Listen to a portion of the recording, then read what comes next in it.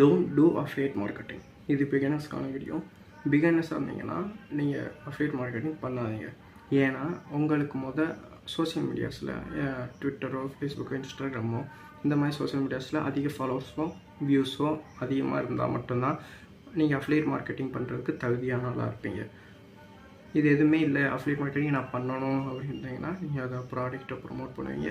அப்படி product promote பண்ண பிறகு ஒரு 2 நாளில் அப்லோட் பண்ணிடுவாங்க. அந்த அப்லோட் பண்ண லிங்க் எடுத்துகிட்டு போய் வெப்சைட்டில் போட்டு ஷேர் பண்ணுவீங்க. அதிகபட்சம் ஷேர் பண்ணி நிறையா டிசைன்லாம் போட்டு பில்ட் பண்ணுவீங்க. ஒரு 2-3 நாள் கழித்து அந்த அப்ரூவ்டை டிக்ளைன் பண்ணிடுவாங்க. அது ஏன்னா உங்கள் வெப்சைட்டில் அதிக டிராஃபிக் வரல, உங்கள் வெப்சைட் ஹை ரேஞ்சுக்கு வரல, அதனால் டிக்ளைன் பண்ணிடுவாங்க. அதனால உங்களுக்கு டைம் வேஸ்ட் ஆகும். ஸோ பேசிக் நீங்கள் பாருங்க.